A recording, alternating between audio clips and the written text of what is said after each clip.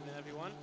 Hopefully the audio levels are okay. This is the first time I've done this, but welcome to the PCDC Motorsports Round 7, the finale here at Kyalami today. We've got 20 drivers who will be rounding out the season today, and the guy on screen at the moment, Vincent Erbrick, is one of the contenders for the overall championship. This is the last couple of minutes of the practice session before we move over to qualifying, so I'm just watching him at the moment. He's getting a little bit of understeer there, but yeah, so we've just gone over the standings. We do have 4 drivers, potentially, unless there's some major issues. There could be potentially 5 drivers for the championship. We've got Marcus Lawrence, Jordan Wansing, Vincent Erbrick, and Rojovic as well. He is also in with a shot at the overall championship as well, so should be an exciting race. Obviously those guys we do expect to be towards the front of the pack, as they usually are. But yeah, obviously a lot of Hondas this season, as we move over to one of the other Hondas there as well, Thomas Ahrensman. He's been pretty strong all season. It took him a bit of time to get to grips with the Honda, but he seems to have that locked down now. He's currently only 200ths off Marcus Lawrence in one of the other Hondas as well, so obviously Wansink and Erbrick are in the Honda NSX as well. So we will be moving over to qualifying shortly, so I will just move through with this, but just want to obviously introduce myself.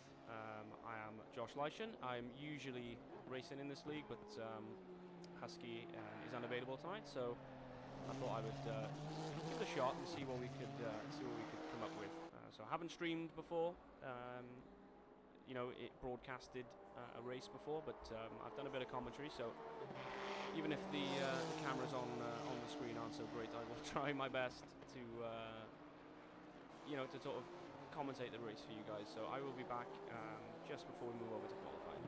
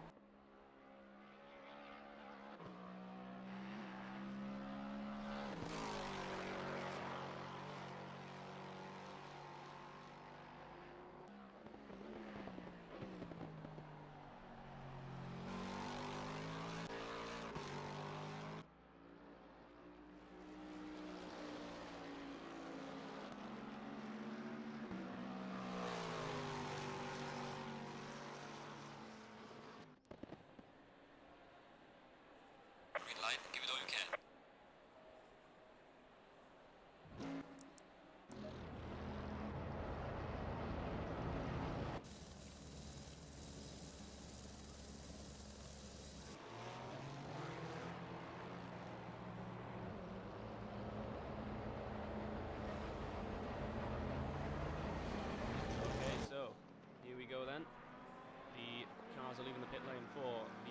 15 minutes qualifying session. So you can see here on the screen the cars will be pouring out. There should be enough room for all the drivers. I think the track's definitely long enough, but for some reason we all seem to choose exactly the same time to go out and pit lane. I think we're all guilty of that. We're going to jump on board, well not on board, but we're going to watch the guy that is currently the head of the pack at the moment. Lucas Rojovic. Sorry if I've butchered that name, but I'm pretty sure that's what it is.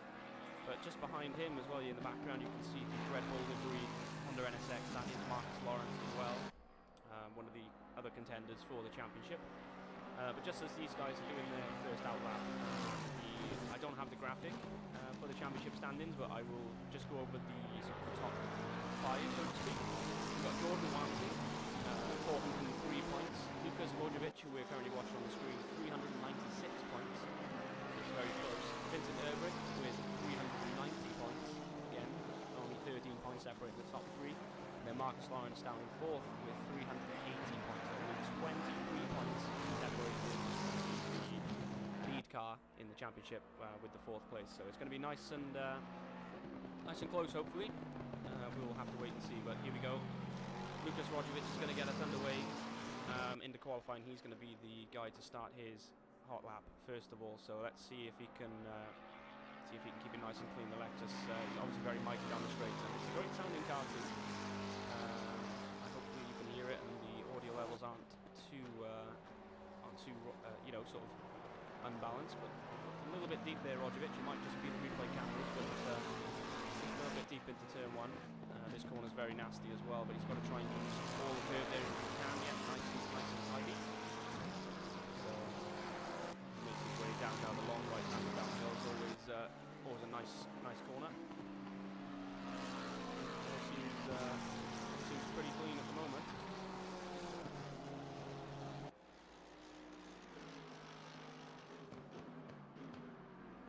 He's got a McLaren behind him as well. I'm not sure who that is. That's number 181.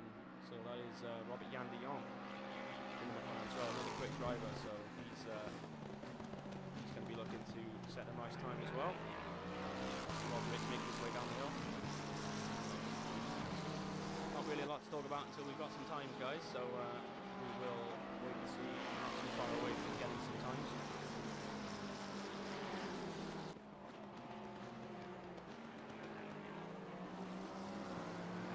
He's got to avoid the yellow curve on the inside here, not the corner, and he's definitely made sure he hasn't hit it.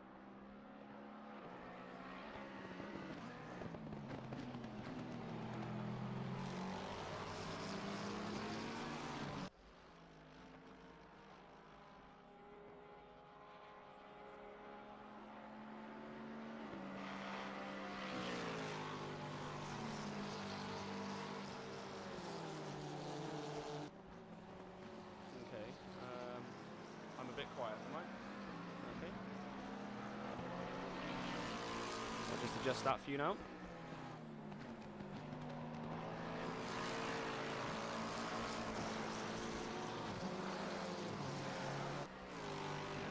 There we go, hopefully that's a bit better. Maybe too loud now.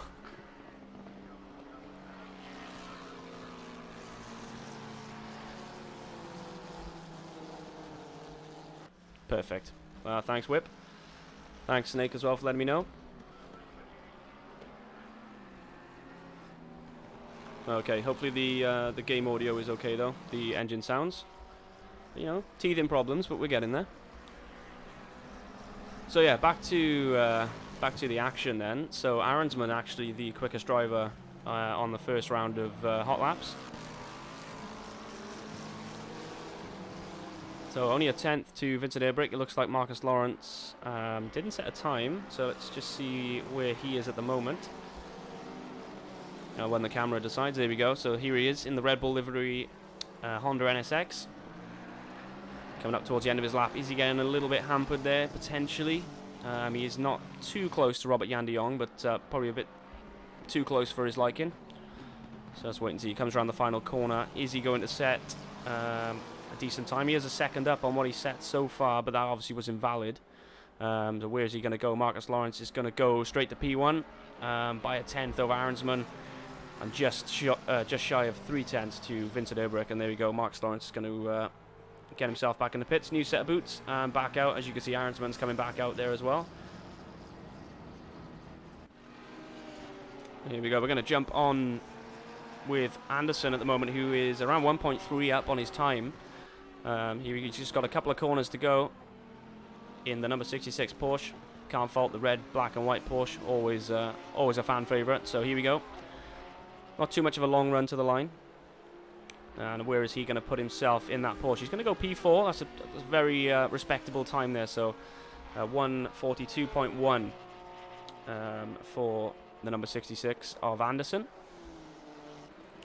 And we've also got Vincent Erbrick at the moment on a quick lap. As you can see, that Honda's moving around a little bit though, but he's managed to keep it together. We'll just... Oh no, he's decided that that's not going to be his time. He's just going to come back, get some new tyres. So yeah, lots of drivers are improving at the moment, until I click on them by the seams. So let's wait and see what Robert Jan de Jong can do in his almost infamous green and orange that he runs. I'm used to seeing it on a Bentley, I'll be honest, but it's suiting the McLaren as well. Here he goes. Has he avoided the yellow curb? Yes, he has. He's just got the final corner to go now, and Robert Jan de Jong is 7/10 up at the moment. So looking to a P6 improvement at the moment. Let's wait and see where he goes as he crosses the line. Robert Jan de Jong is going to go P7. So not much in it between sort of from 4th down to 7th at the moment. It's nice and close there. We do have a lot of cars that haven't set times as well. So let's wait and see where they go. Obviously they're going to filter out. We got many cars out on track at the moment. Yes, we do. We have quite a lot of cars out on track at the moment. So we're going to jump on with Jordan Wansink, our current championship leader. Not by a great deal of points. I did go over the points before, but you couldn't hear me. So just a quick recap. I've only done the top 4, who are pretty much the only contenders now. So Jordan Wansink with 403 points. Lukas Rojovic with 396 points. Vincent Erbrick with 390 points. And Marcus Lawrence with 380 points. So it's very close, and obviously with 100 points for a win, 90 points for a second, and 82, and obviously scaling down then. Everybody scores points, so it's going to be real close between those guys. And if the qualifying's anything to go by, it's only 1st, 2nd, 5th, and Rojovic is down in 10th at the moment. So, and he's obviously got a good chance of taking the championship as well, as if he can have a good race. He's probably going to need some incidents to go his way potentially, unless he can improve his qualifying position dramatically. But we will wait and see. We'll wait and see what Rojovic can do. He's been a tough competitor this season. I've had quite a few battles with him. Obviously, I usually drive in this championship, but today we're moving to broadcaster / commentator / bad cameraman. But we'll see what we can do. Hopefully, we catch a bit of action. That's the main thing. And if PCDC races are anything to go by, there will be action. So as long as we can catch it, that'll be good. We're going to jump on to a BMW now, Jasper Smelt, and he's going to catch a little bit of grass. That's a bad timing for me to click on it. I do apologise for the broadcasting curse there, my old friend. But yeah, he's just going to roll off the track. Nicely done. Not ideal to get a bit of grass there. I didn't see if he caught the curb prior to that incident, but not really what you want to be doing. So who else is on a quick lap at the moment? Erbrick is back out. He's only just started his lap, but he's back out after he binned the last one. So let's wait and see where he can go. Coming around the fast hairpin. Yeah, that rear of the Honda, I don't know if it's just the cameras I'm using here, but it does seem to be stepping out on him, doesn't it? So I know that Honda isn't easy, but once you've got the setup right. But I know Vincent has struggled with setup to start with, and then he normally finds the sweet spot later on. So let's wait and see if he can pull this one together. So currently 4/10 off Ahrensman, who's just behind him on the track at the moment, and Ahrensman also improving. But so Ahrensman improving by 3/10, Erbrick improving by 3/10, Lawrence improving by 2/10. This is going to be it's almost like a shootout between these guys. which he usually is, but Wansink's normally in there as well. But he's just off the pace slightly at the moment. I believe he's on an out lap as we speak. So 4 minutes to go in qualifying. The grid's starting to take a little bit of shape. And yeah, Snake, as you've mentioned, Davenport again not qualifying. I don't know why that is. Is it just because he wants to have a bit of fun from the back of the grid? I don't know. Yeah, maybe it's a smart move after some incidents. But Urbrick improves to go P2, and Aronsman improves by even more now. We're going to jump to Lawrence, who's about to cross the line, and he's going to go into P2. So Aronsman looks like he's got the beating of these guys today. Obviously, not a lot between Lawrence and Urbrick at the moment, but Aronsman's got almost 4 tenths to P2, so he's looking quick, isn't he? Around Kyalami. Maybe a strong track for the Honda, as we do have 1, 2, 3. But I'll be honest, we're used to seeing that now. We're going to jump back now to Rojovic, who is another one of our championship contenders. He may be an outsider, even though he's second. You probably would say he's the outcast in this, because you've got you've got Lawrence and Urbrick, obviously, probably the two favourites, even though they're down in third and fourth. Obviously, they did miss a race due to other endurance commitments. Not necessarily what they wanted to do, but sometimes you got to do what you got to do. And Rojovic only good enough for P9, so nothing to write home about just yet for Lucas Rojovic. I hope that's how you say his name, because otherwise I am butchering it, because I'm going to be talking about him a lot, I think. He's always very quick. He's definitely he's definitely got better race pace than quali pace, in my opinion, from obviously just experiencing, racing with him. So another car we're going to jump on board to, Ryan Daniels, my old teammate. He's moved now to the McLaren. He's ditched the Ferrari for the end of the season, just going to use it as a bit of a test now. Let's see where he can put that McLaren. Looking nice and tidy so far. We're just going to jump to the other camera set. So here it comes, the McLaren. Never driven it myself. Don't know what it's like, but we do have 3 of them. 5 of them, but 3 of them in the top 10. So McLaren seems to be a popular choice at the moment. Not always a bad thing. It's nice to see. We do have quite a good variety, actually. Apart from obviously the 3 Hondas at the top. But we got a BMW, an Audi, Porsche, Bentley, a Ferrari as well in P4. Big up the Ferraris. Obviously, if you know me, I'm a big fan of the Ferraris. There goes Ryan Daniels now. He's got that hairpin to go. He will have time for another lap as another run as well. But nothing changed at the top just yet. The only thing I can report that Urbrick is 2 tenths up at the moment. Let's see where he is on track. So we're looking for car number 12. So he's just behind Ryan Daniels on circuit at the moment. And Jordan Wansink also 3 tenths up. So let's wait and see where these guys go when they cross the line. Ryan Daniels kicking up a little bit of dirt, but nothing major. So here he goes. It's a big improvement so far, if he can keep it clean. I don't think he invalidated his lap time there. So where is he going to go? He's going to go P7. Ryan Daniels, but just behind him, Wansink could demote him back down to P8. He has. Jordan Wansink has gone P5. That's a little bit more what I was expecting. But Burrows, he's put a stellar lap in at the moment. But Urbrick has matched his time. He's slightly improved. But he's P2 at the moment. And Marcus Lawrence, he's going to have enough time for another run. So it's going to be... So we've got Lawrence starting a lap. Aronsman is already on a lap at the moment. So he's matching his personal best as we speak. So who have we got on improvement laps then? We've got pretty much everybody in the top 7 is either beating or matching their time at the moment. So Aronsman coming towards the end of his lap.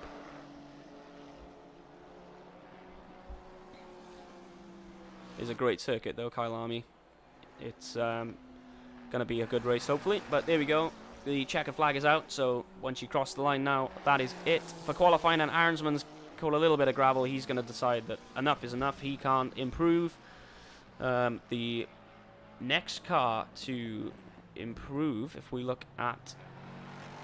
We've got Domi Person, who's currently down in P13. He's going to cross the line. He is improving. He's going to jump nowhere. He's not going to jump. He improved by 3/10. 2/10. He stays P13, and we got the 666 of Max van Laar coming across the line now. Yep, he's decided that he wanted to do that, but there we go. And here we go now. Jordan Wansink coming across the line. Does he improve? He does, but it's not enough to put him, put him further up the grid. Arensman's in the pit. Ilbrich's in the pit. Lawrence is out, but he is 5/10 down, and he's gone into the gravel as well for a run. And Simon Vozerick, sorry, he is 3/10 up. He does have the potential here to potentially get P4 in that Ferrari if he can. He's kept it nice and clean there. He's got maximised his exit. Can he get onto the second row? Yes, he can. So he is going to start P4 in the number 51 Ferrari. He is in the Pro-Am class as well. So probably up for debate, that one. But, yeah, well done to the drivers. So our grid, front three, Arensman, Ilbrich, and Lawrence.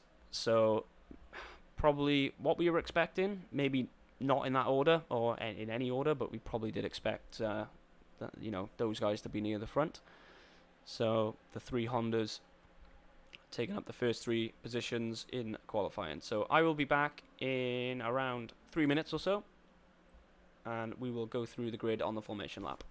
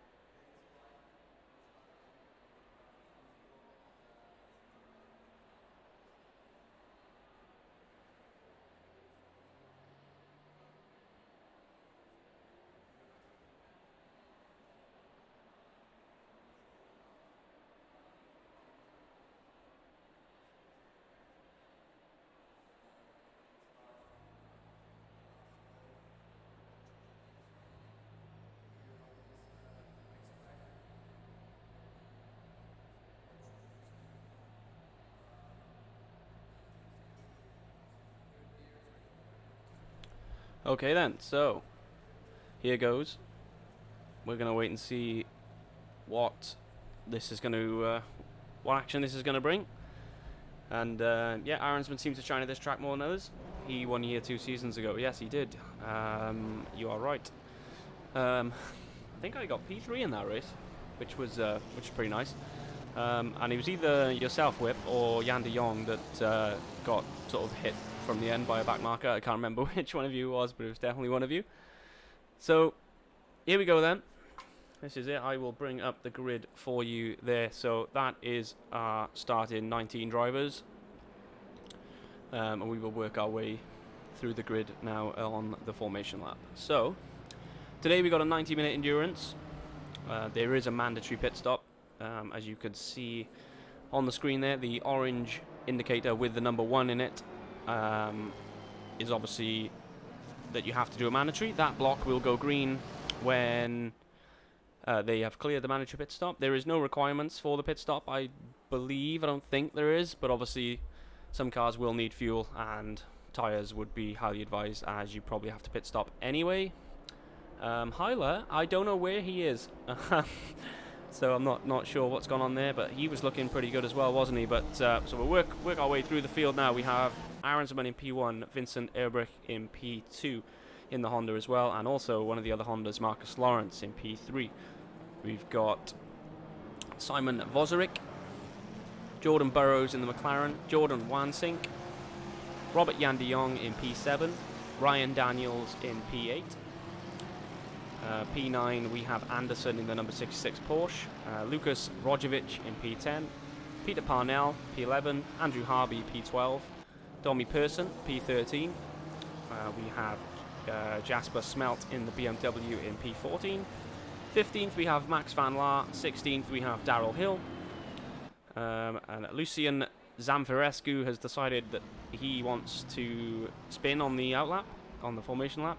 I don't think he wanted to, but he has. But he hopefully doesn't have any damage, and he can make his way back to the back of the pack and get back in his spot of P17. And then just behind him, Jonathan Wall and Jake Davenport in P19. He didn't qualify. I don't know if that was choice, but he didn't qualify.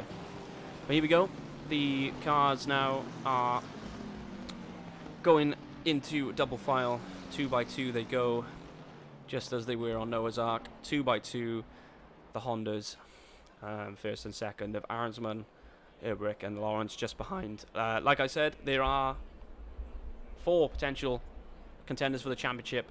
Erbrich being 1, Lawrence being the 2nd, Wansink and Rojovic as well down in P10. So at this point you would probably favour Erbrich or Lawrence, but I will try and do some maths during the race to try and keep you updated on the championship fight, because it is on.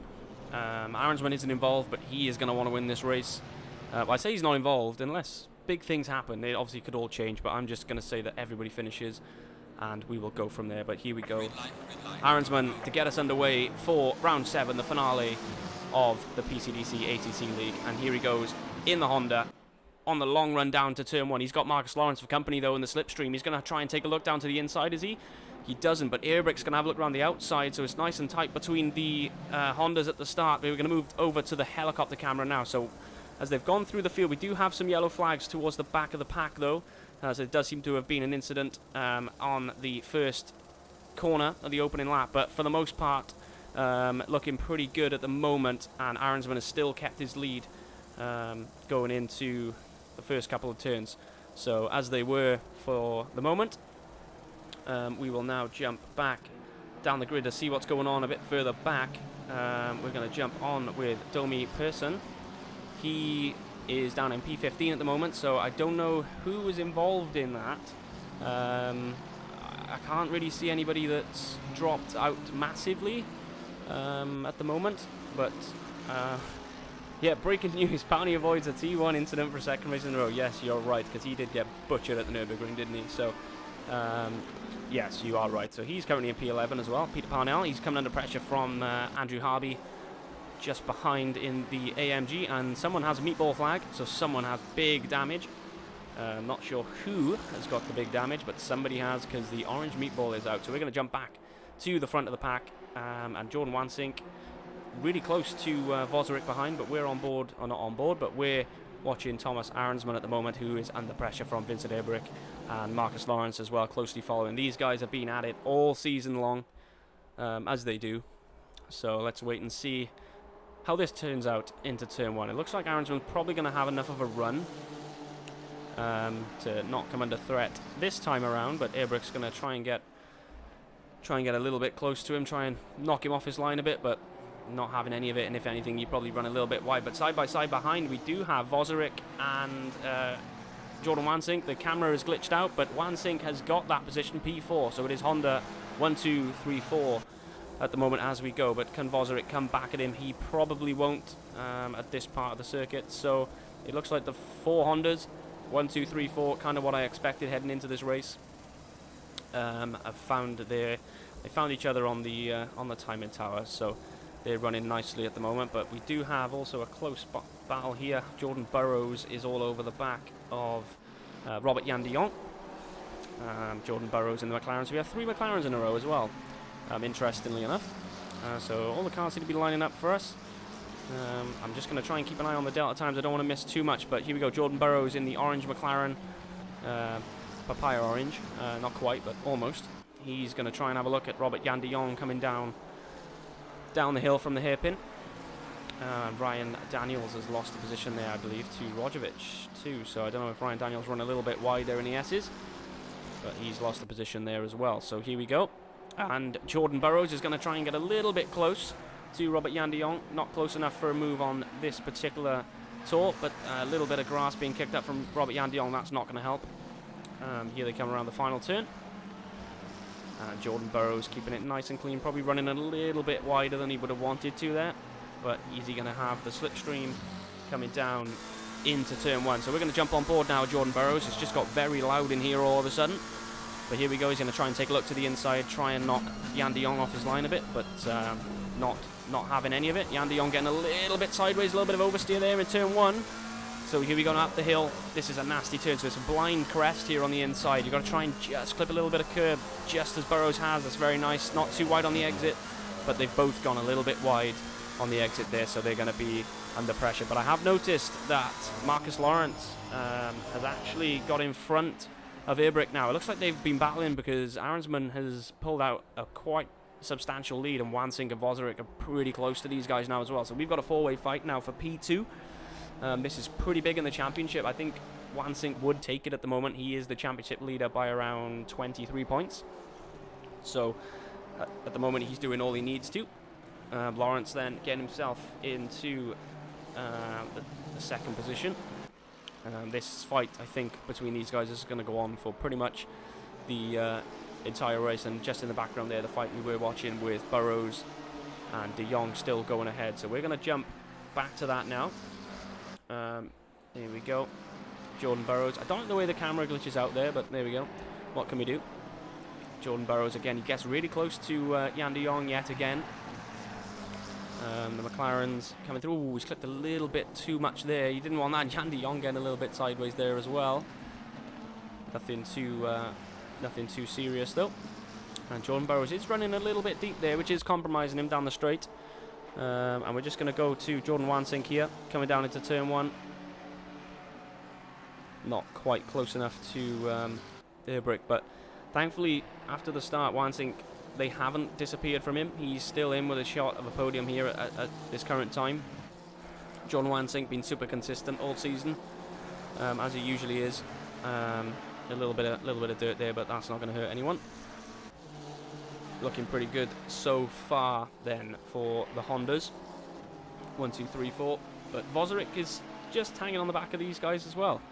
So it looks like it's not going to be plain sailing for the guys at the front, and the gap has come down at the top as well. Lawrence has reduced that from 2.8 to 2.1.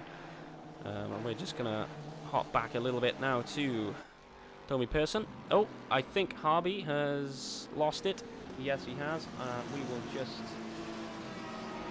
I was going to do a replay, but it's probably too late now, so we'll just leave it. So Jasper Smelt now, he's currently leading the Pro-Am part of this race. Obviously it is multi-class, not multi-class as in GT3, GT4, but I don't even know what you'd call it. I'm going to say multi-class anyway.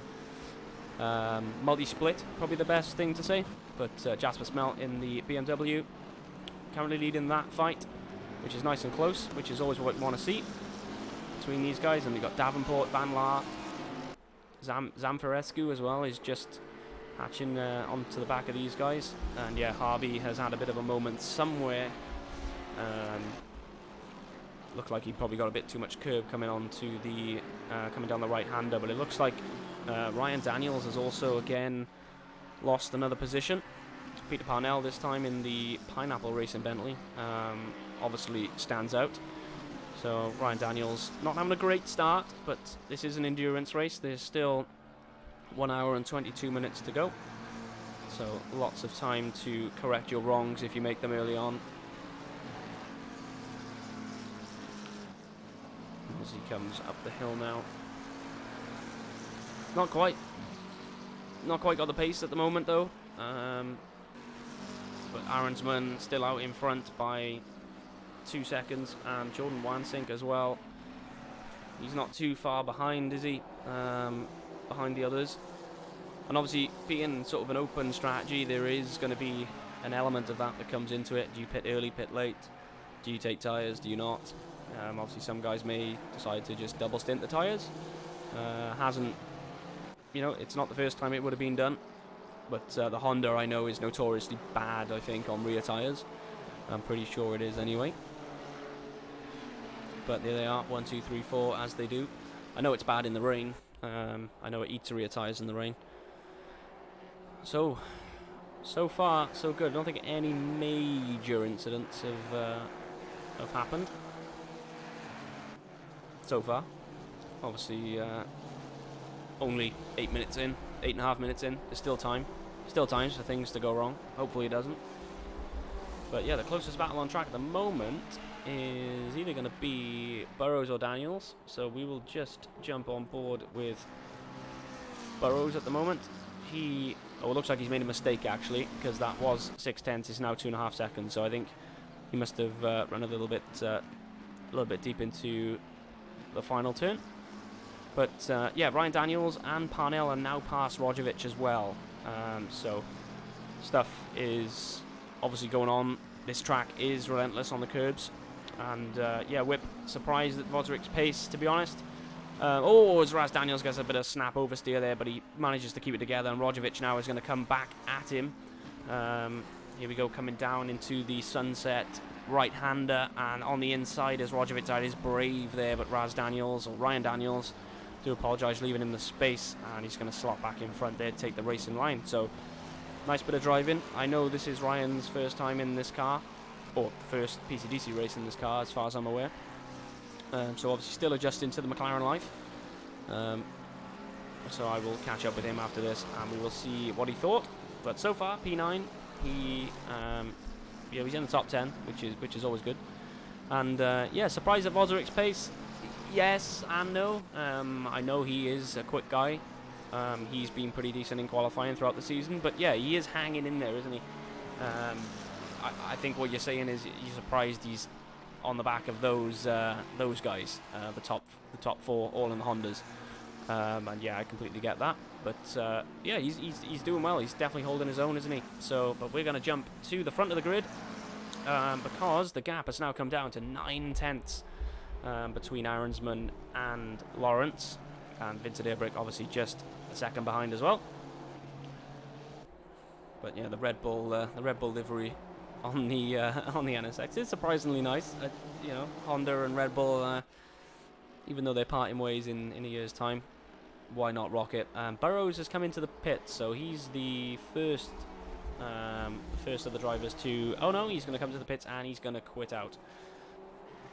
So he has decided enough is enough. I don't want to race no more, and he's going to DNF. Which sometimes I did it last week. Made a mistake myself, so I was like, you know what? I'm not going to sit myself through this pain. Obviously last week was Bathurst, so you can imagine the state that my car was in.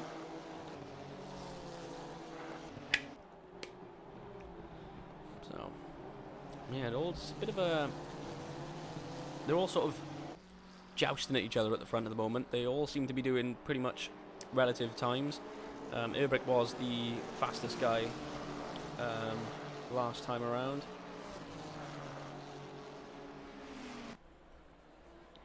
But I think I got a feeling this is going to be a race we're going to... this battle we're going to be following for the majority of this race, to be honest with you, as we're accustomed to with these guys.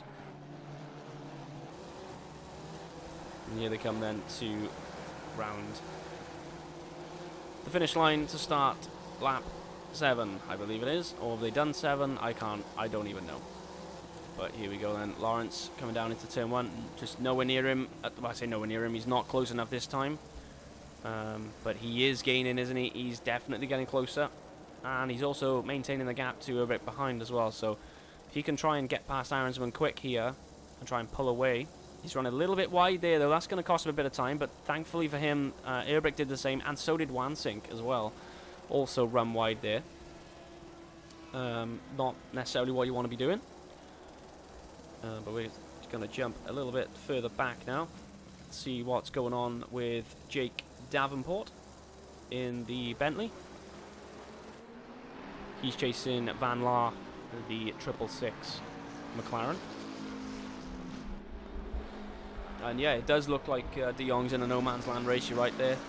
6 seconds to the car behind, 3 seconds to the car. 6 seconds to the car in front, 6 seconds to the car behind. So yeah, it looks like he's in the middle of nowhere. But sometimes those races are good, and you could just get your head down and put some laps in and see if you can use pace and strategy to maybe jump a few positions. But Jake Davenport is going to use that Bentley. Look at the size difference between these two.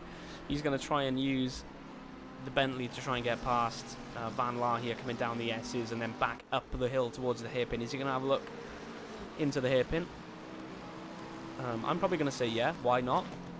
And no, he isn't. He's going to try and catch him on the run down the hill. They're both getting a little bit too much curb there, probably more than they would have wanted. Here comes Jake Davenport now. He'd do well to get past the McLaren into this corner. So you just have to sit behind him for now. But can he force him into a mistake? I just can't believe the size difference. Really, it's outrageous when you think about it.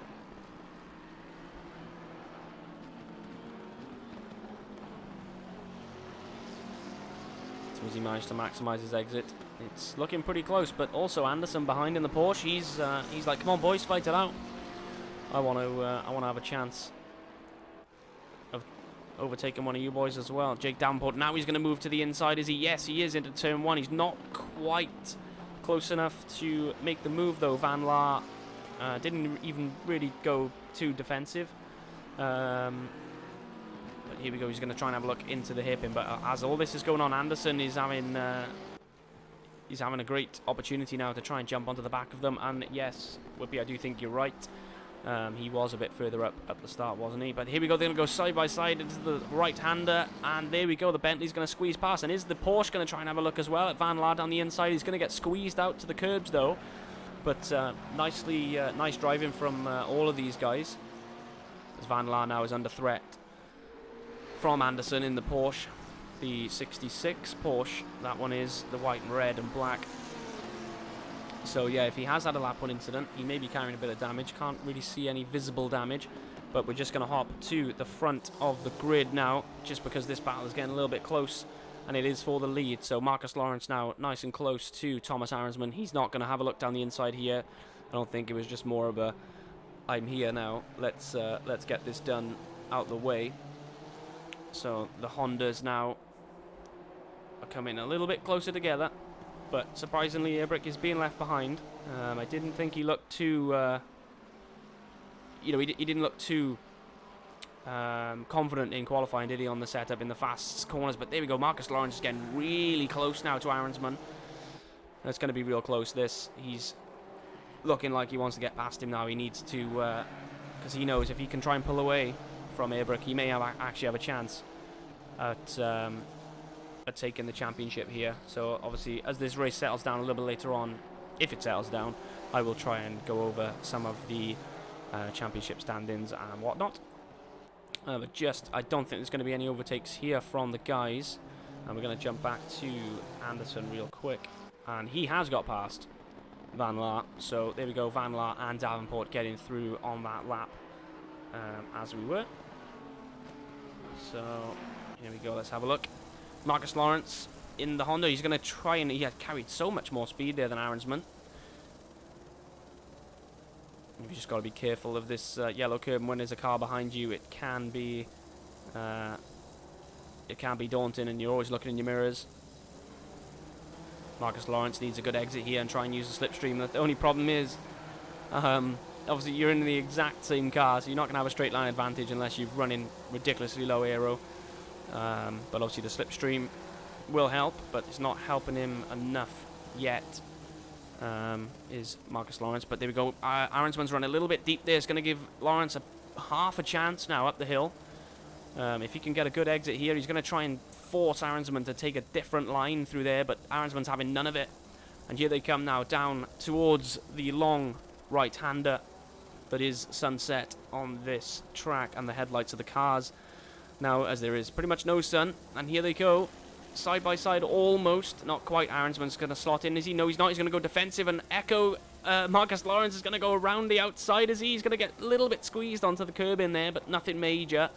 And Arensman's got the inside line for the S's. Has he? No, he hasn't. Marcus Lawrence is going to go around the outside, then change that to the inside as they're going to race up the hill now into the hairpin. And this, who's going to be the last of the late breakers here? Is it going to be Arensman? Is it going to be Lawrence? It's going to be pretty much exactly the same time, and Airbrick is getting closer and closer as well. And this is great racing from the two of them. And here we go. There we go. The three Hondas now battling for the lead. And Lawrence is so close to Arensman now as they come down to the heavy braking zone. Is he going to try and force his way to? He's going to try and do the switcheroo, is he? Yes, he is. They're going to try and be. He's going to try and force Arensman to take a different line, but it's not going to work out for him this time, as they all seem to get around nice and clean. So we've got Arensman, Lawrence, and Airbrick. Now this has become a bit of a boxing match between Lawrence and Arensman, and I know these guys are super respectful of each other, which is always what you want to see in sim racing, and that's what PCDC is all about. Bit of respect, and you have better racing. Simple as that. But here we go. Lawrence down into turn one. Arensman's going to go super defensive to the inside. Lawrence now moving to the outside, which then he's going to try and do the switcheroo. Is he going to get close enough to him? I think we're going to jump to the helicopter camera here to try and fit all three drivers in. And here we go. Lawrence is going to force his way down the inside. Is he? No, he's not. Arensman's having none of it. He's not being put off his line at all, is he? He's just like, yeah, no worries, mate. I know you're not going to send it. So, well played from Arensman there. And now Lawrence is the one under attack from Vincent Airbrick. And obviously these two have battled it out for pretty much every season that I've ever been involved in PCDC. Sorry if we are missing a bit of action behind. Doesn't look like we are. The only real close fight is Anderson and Davenport at the moment. But we do have a fight here for, obviously, potentially the race win. But here we go. Opposite way round now. Lawrence is the defender here. And Airbrick is going to try and squeeze his Honda through. And we're going to jump onto the dashboard of Vincent Airbrick in the number 12. The infamous number 12 here at PCDC. And here we go. We can see the track for ourselves now. That's one of my favourite corners on the track, this one. I just like the way you can use up all the curb there on the outside. And this inside sausage curb there, you don't want to be hitting that. And all three of them avoid it on this lap. Have to stay awake though, otherwise you will hit it. And Airbrick getting a little bit of wheel spin there on the exit, so he's probably not going to be within reach there of Marcus Lawrence down into turn one.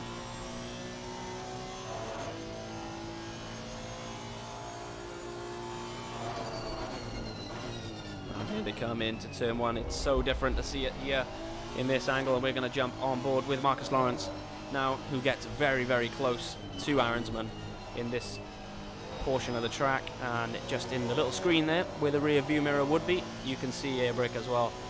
And if these guys make any mistakes, Wansink in P4, he's there as well to try and take some points. Try and take some points away and win the title himself. But here we go, Marcus Lawrence now. Definitely putting the pressure on Arensman. Coming down the S's Oh, he's actually running a little bit wide there as Lawrence, but he may get a good run now up the hill. It's not the traditional line through there, but it will work. Such a nasty braking zone, but they're all getting it right so far.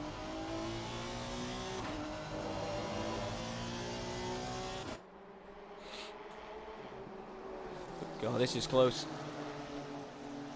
Like I said at the start, this is going to be the scrap, and these guys will do it for the next hour and 8 minutes if they have the chance.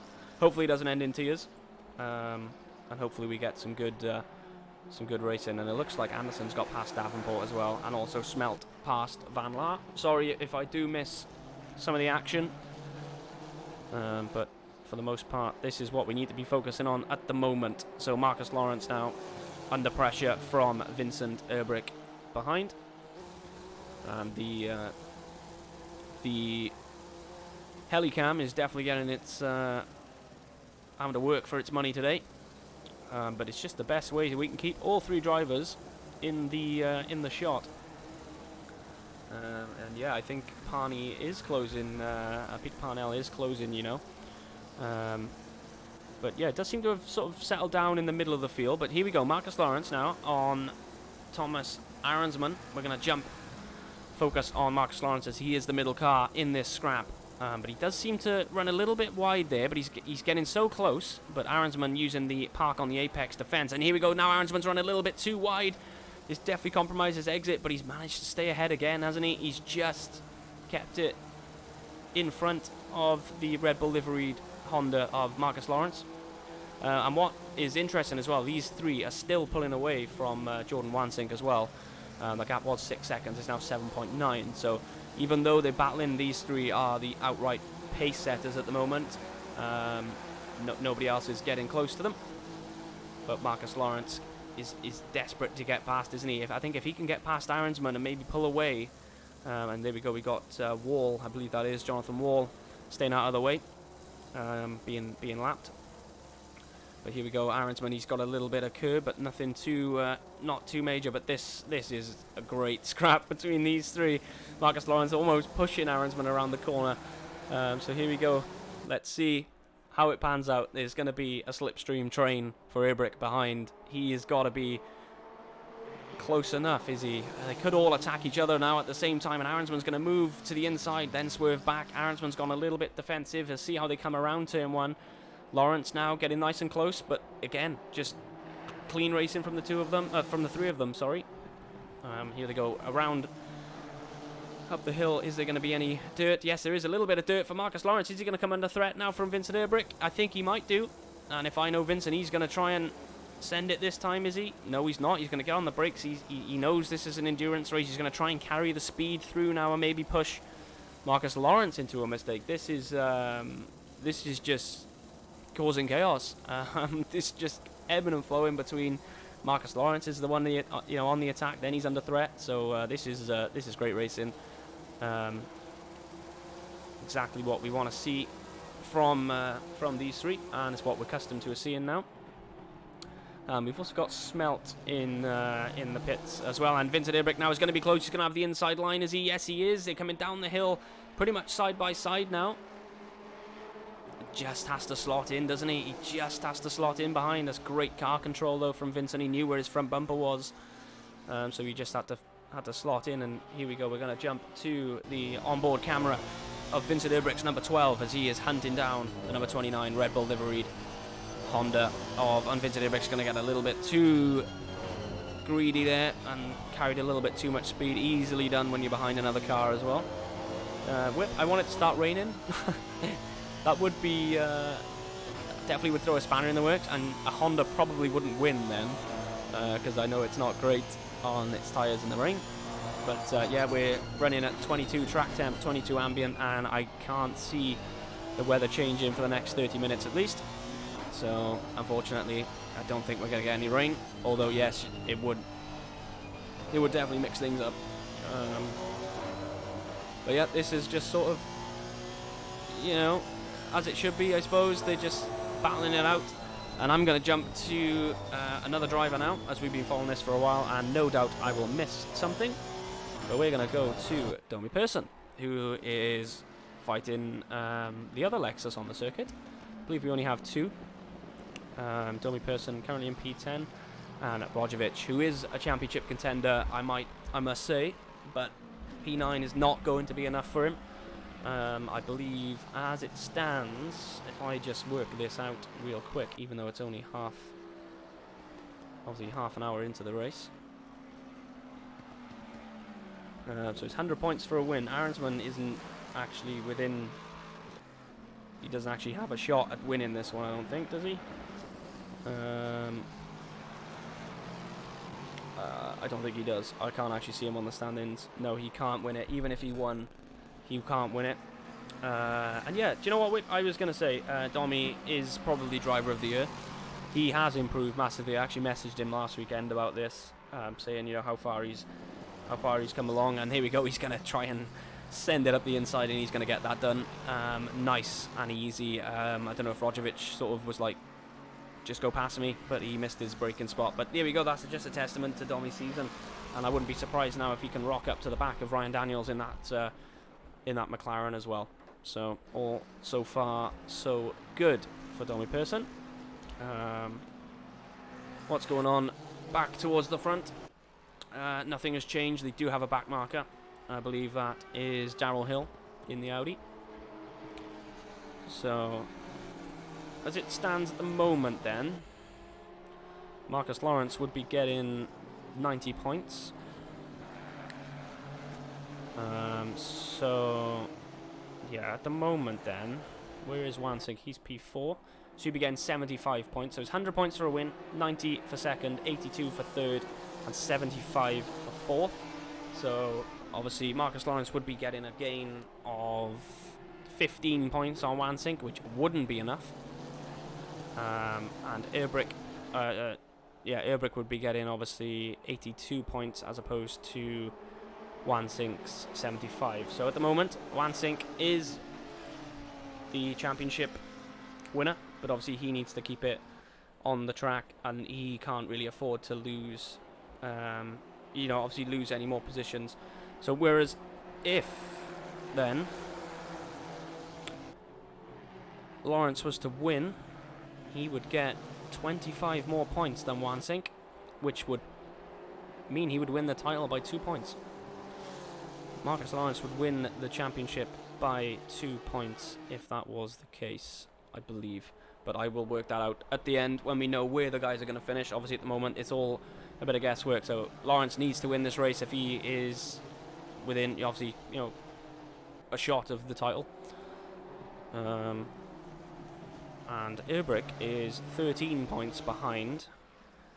So if Erbrick finishes second and Wansink fourth, God, this is just going to be too close to call.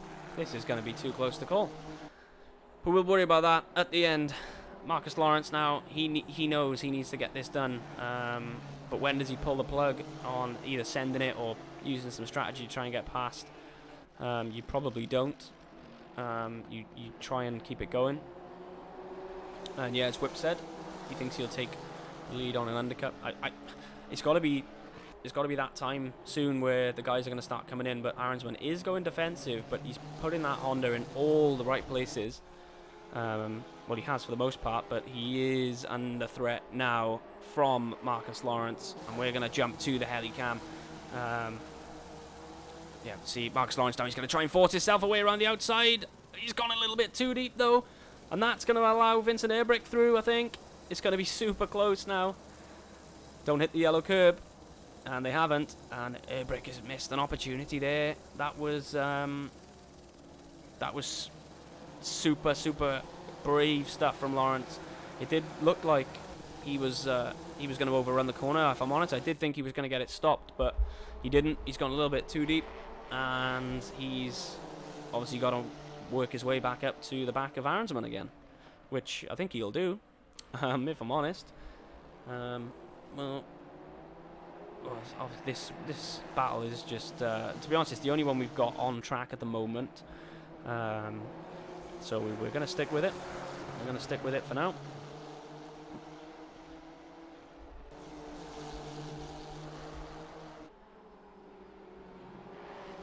Yeah, knowing these guys, they're probably all using the same setup as well.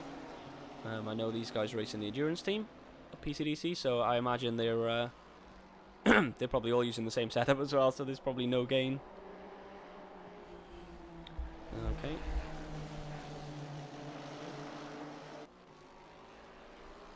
Yep, I was going to say, I was just about to do that, thanks Whip.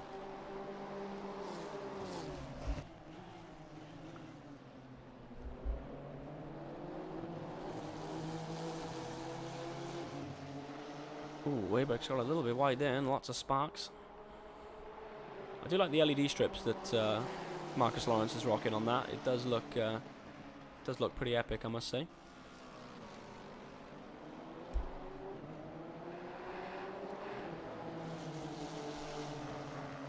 Yeah, it's super close. It's just very, very hard to overtake. Obviously, you can overtake here at Kyalami, but I think this might be the closest these three have been all race long. It has to be. They are so close. Marcus Lawrence is obviously sort of just stuck at the moment, and Airbrick's stuck behind him. Aronsman doing a great job. He's not slow by any means, but I think the two behind him are definitely quicker. Here they come around turn one now. This is getting very, very close. It's all about the exit. I think this is going to be where they get past. I think if one of them runs a little bit wide, as Lawrence does there, but it's not going to cost him. I think this is the place they need to get the move done, if I'm honest. Oh, he's got a little bit of oversteer there, I think, Marcus Lawrence. He's seen the back end step out. But he's going to, again, slot back in. He's lucky there. But these three are going to do this all night. Yep, I think something has to give, surely. And we are losing some drivers at the moment. We're down to 15 now. I don't know what's happened, but we've lost a couple of drivers. Yeah, Davenport is catching up. I will keep an eye on that, on the delta between those guys. But for now, we're going to stick with this because this could be potentially the move for the win. 35 minutes in, these guys have been pretty much inseparable. But here we go. Marcus Lawrence is going to try. He likes the round the outside move there on Aronsman. He's going to try it again. This time he gets it stopped, but he's just going to have to slot back in again. He can't quite find a way around him. And I think the exit that Aronsman's getting out of the final turn is enough to protect him from being under threat. But now they're close. Come on, this has got to be it now. It's within 2 tenths then as they came across, but there's 3 tenths in between each of the drivers now as they cross the finish line. So 3 tenths separating each of the drivers. Here we go down into turn 1. Yet again, we've seen this a few times, but something has to give. We're going to watch this through, and we will jump to the move for the battle for P7. We're just going to get to a certain part of the lap here with these three. I don't think anything's going to happen right away. Looking pretty clean for the most part on this lap. No errors. Lawrence again getting pretty close into the braking zone, but Aronsman just keeping it on the apex. Nice defending, so we will jump back to that now. I hope I don't miss the move if there is one. Ryan Daniels into turn 1. He's catching Peter Parnell in the Pineapple Race in Bentley. Interesting, 2 different lines through there. Ryan Daniels in the McLaren for the first time this week. It's looking pretty close between them, isn't it? Marcus Lawrence again is very close there, only a 10th separating them, but we're going to jump back to this just because of where we are. This is the part where Lawrence looks the most likely to get past.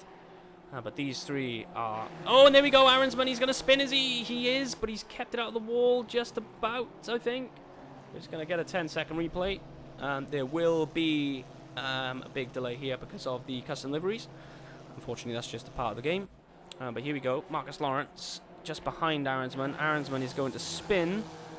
Does he hit the wall? He doesn't. He doesn't hit the wall. That is crucial for him. But now, the battle for the lead is going to be between Lawrence and Erbrick. So, Aronsman has obviously dropped into P3 after doing such a stellar job, but unfortunately when you're defending like that for so long, obviously mistakes will be made. But here we go now. These two, Lawrence and Erbrick, have been released. And let's see if they actually pull away or whether Aronsman can drive up to the back of them. If they keep fighting, Aronsman, I expect him to jump back on to the tail of these guys. And it looks like Lawrence got a little bit loose there on the exit. And Erbrick now is going to take the lead, is he? He's going to go down the inside of the S. He's got a little bit too much curb, and Lawrence has had to get onto the brakes. And here they go up the hill. Vincent Erbrick from P3 to P1 within the space of sort of half a lap. Oh, a lap and a bit even. And yeah, good point there from Whip. Aronsman could pit now, get the new tyres, and use up that advantage to try and undercut the drivers ahead, so Erbrick and Lawrence. But that battle has finally come to not a conclusion, but we actually have a change of position, and Lawrence, after all that, is still in second place, which he's not going to be happy with. But I don't think this is done. This is far from over. At the moment, far from over. So now, as it stands, Erbrick's going to be getting 100 points, and Wansink is going to be getting 75. So it's a 25-point gain for Erbrick, and that would make him the champion. Vincent Erbrick would be the champion as it stands, as far as I'm aware. But maths was never my strong point. And Parnell has a stop-go 30-second penalty, probably for speeding in the pit lane. Not ideal. Not what he would have wanted. But we're just going to jump on board with Marcus Lawrence. The fight for the lead is still on. And as it stands, I think the winner of this race between these two could take the title. So they probably don't know this. We'll know that, but we'll wait and see. But yeah, it looks like Aronsman, I didn't catch that. That's my bad. But it looks like he has made a mistake, because he did a 150 last time around, so he did make a big mistake. Sorry, I didn't catch that.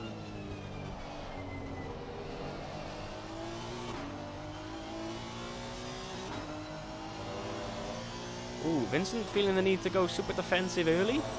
That's a strange decision from Vincent Erbrick.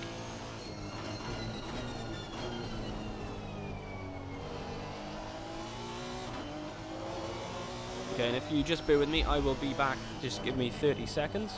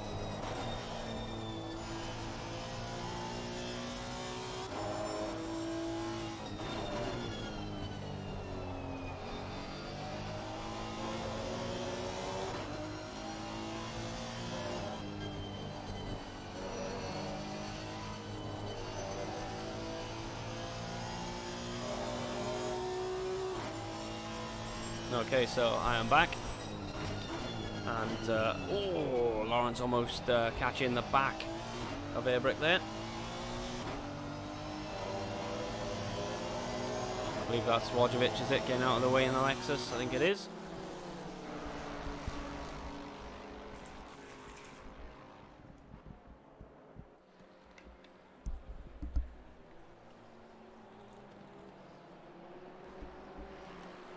Just had a sip of water. I can feel my throat drying out already. There's been so much to shout about so far in this race, which is always good. You can always rely on these two to supply the goods. But here we go, Lawrence. Ooh, he is close, isn't he? This is going to be interesting down into turn one. Vincent's gone very, very defensive to the inside. A little dummy move there from Marcus Lawrence, trying to force Vincent to fall for it. Is he going to fall for it? Doesn't look like he is. But Marcus Lawrence now up the hill. He's ridiculously close. He's hit it. Oh, he got a big hit a curb there. Is he going to keep it on the track? Yes, he is. Just about that. He's dodged that one. That could have been massive. Massive in the championship as well, that one. But yeah, we got Vozerick in the pits now as well. So with 48 minutes to go, I believe Vincent Ehrbrick is the PCDC champion. I think it's season 7. I believe it is. It's going to be fought to the wire though.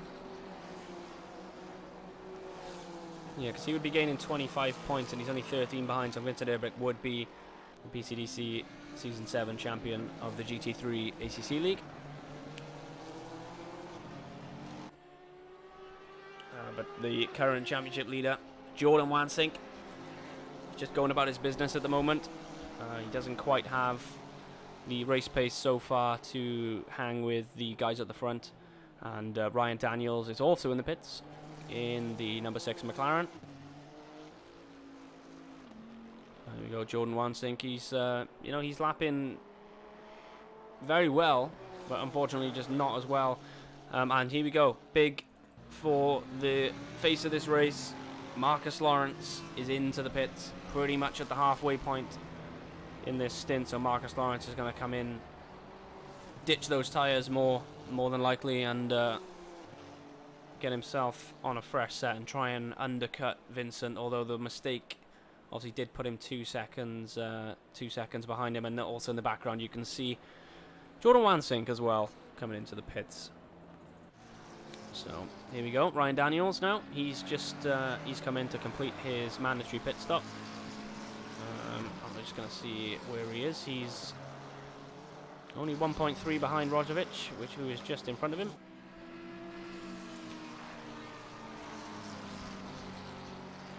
So not too far away. He's just outside of the top 10 at the moment, but obviously there is cars ahead. I need to pit. And Marcus Lawrence, this is massive for the championship, has picked up a stop-go, 30 seconds, which must be for speeding in the pit lane. And that is going to ruin his race. And potentially, with Wansink moving up to P3, if he doesn't get a penalty, which he doesn't, where does that leave the championship now? So Jordan Wansink then is now going to be getting 82 points, which is 18 points less than what Vincent will be getting if he does win the race. So even then, it's not going to be enough for Jordan Wansink to claim the championship. So unless Aronsman makes mistakes, or Wansink can somehow gain 10 seconds on Aronsman. But yeah, that stop go 30 seconds is going to Lawrence. He's not going to be happy with that. It's tough, and it's hard to also carry on and fight back as well. But Ehrbrick is in the pits at the moment. I think he may still have enough gap to potentially get a P4, P5, but no, probably not actually. I don't know how that's going to affect things, but what is going on the track at the moment is Ryan Daniels is only 7/10 behind Rojovic. No, he's not. He's 1.7 because he moved out of the way for Aronsman to get through. And Aronsman's pace at the moment, if I'm looking at it, 1:42 last time around. Ehrbrick did beat Marcus Lawrence out. No, he didn't. He didn't beat him out either. I guess from bad to worse for Marcus Lawrence. He didn't beat him out. He did beat him out, sorry.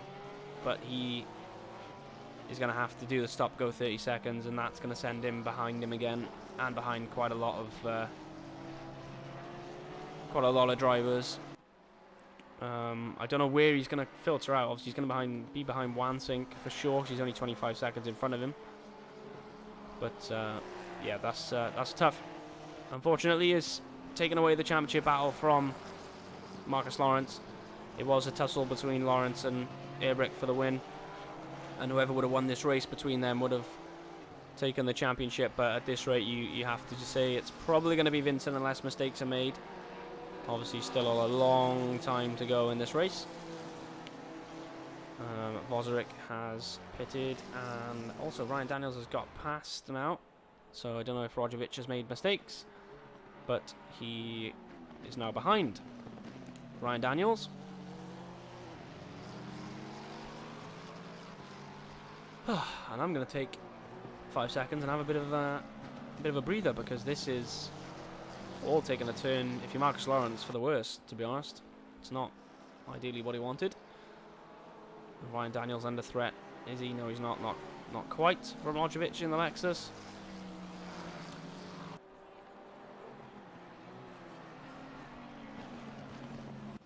Marcus Lawrence has yet to serve his stop-go 30 seconds. Has he got a certain amount of time? I think is it 3 laps he needs to serve that? I'm not sure. I think it's 30 seconds. 30 seconds, sorry. 3 laps, but I don't know. But Marcus Lawrence, the thing is, he's lapping well, and he's in the lead. He's undercut Airbrick. He's done everything he needed to do, apart from either put the pit limiter on quick enough, or he turned it off too soon on the exit.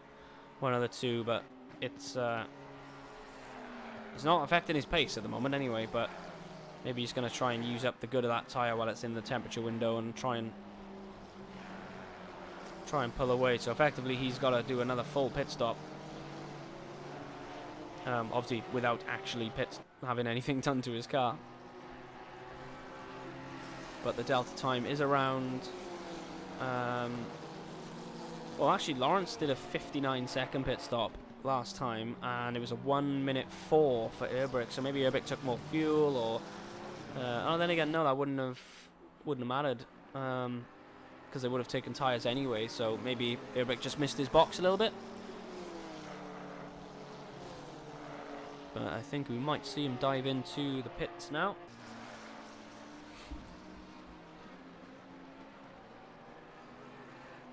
Got to clear that stop, go 30. I think it's in 3 laps, but I could be wrong. Well, he's not pitting this lap, so I think it's next lap, or it doesn't actually matter on a stop go, but a drive through, I'm pretty sure, is 3 laps to be cleared.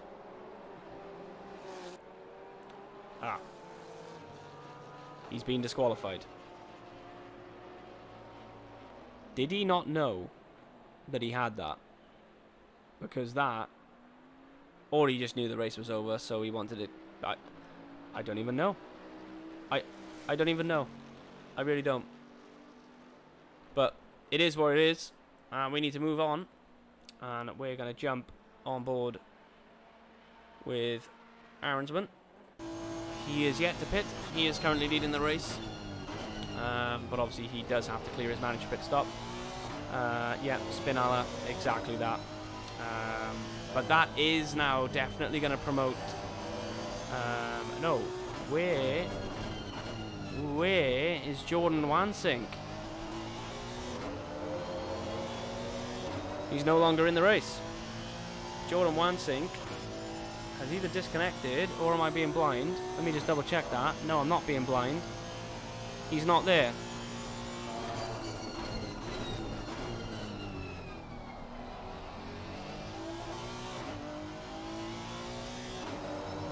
I don't know what's going on here, but Robert Jan de Jong with a drive-through as well in the McLaren.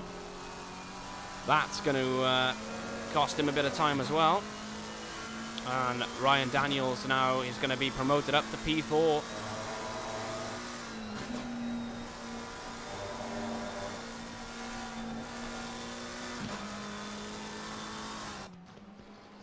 Or maybe not, though, as we've joined him coming around the sunset.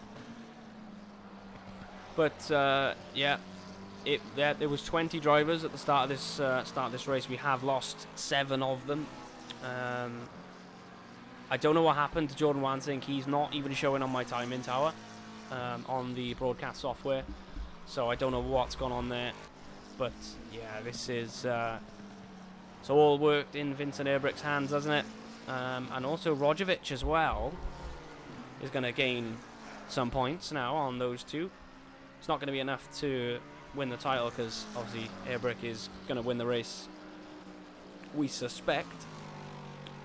But I would mean Rojovic would be P2 in the championship. I don't think you get points. Oh, you might get points because it was over halfway. I'm not sure how that all entirely works, but one thing I do know is Robert Jan de Jong is in the pits to serve his drive-through penalty, which will promote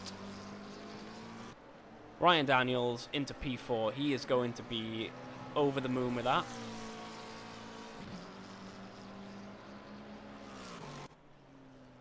So there we go. He goes into P4, 22 seconds behind P3, which is Simon Voserick.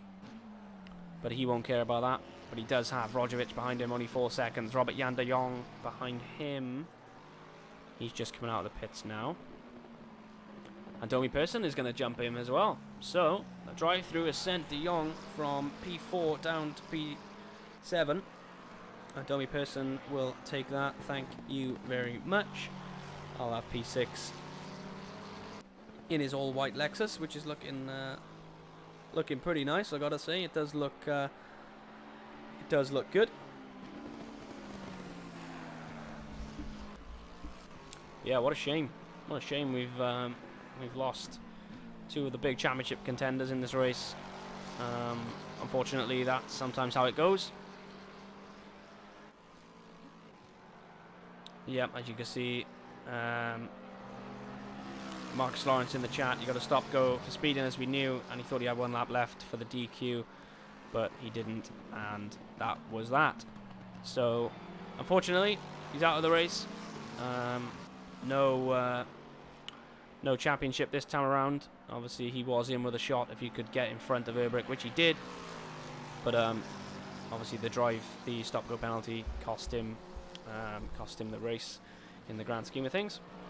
But yeah, at the moment, Domi Persson P6, Robert Jan de Jong is going to be coming back at him, and Aronson is also in the pits. As he just comes up to his box, and there we go, he stopped. So let's see where he filters out. I'm going to go out on a limb here and say second. We'll just bring up the track map and take a look where Voserick is. Yep, he is only halfway around the lap, so, well, not even halfway. So you can pretty much say that Aronsman is going to come out in second place. Has he started moving out the pit lane yet? Probably not. It's going to be pretty close, though, between... Is it? No, Urbrick is going past now. So there goes Vincent Urbrick. Thomas Aronsman still hasn't moved.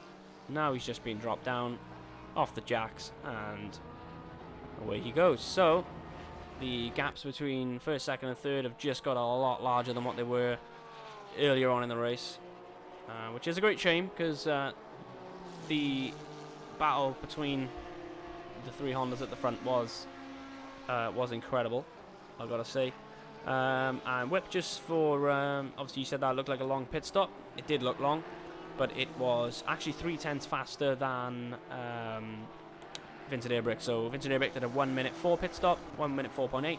That was a 1 minute 4.5 from Thomas Aronsman. So that wasn't necessarily a slow stop. It just does look a very long time when it's just sat there doing nothing, doesn't it? Yeah.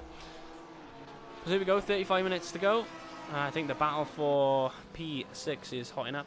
Robert Jan de Jong behind Domi Persson at this current time.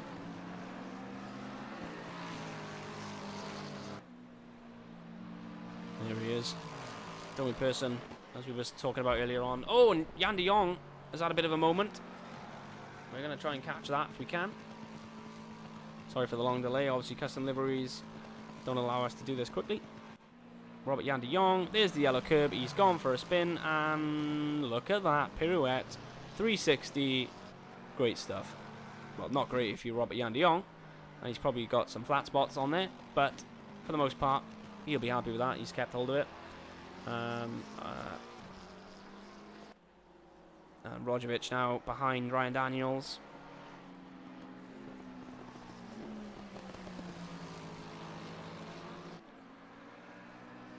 Rojovic is sort of, his qualifying let him down. He didn't have a great qualifying, did he? Down in, was he P10, I think it was, which obviously, for a guy that's currently second in the championship, and will be second in the championship after this one if it stays as it is. I don't think Aronsman can overtake him as far as I'm aware. I've got the stand-ins Can he overtake him? No, he can't. So Rojovic is going to be second in the championship at this rate. Yeah, he's going to be second. And Domi Person, currently P6. He might finish P5, P4 potentially in the championship. So what a season for him. But Rojovic again, he's not had a great lap here, has he? He's been pretty slow. The gap was 7/10. It's now around 1.5.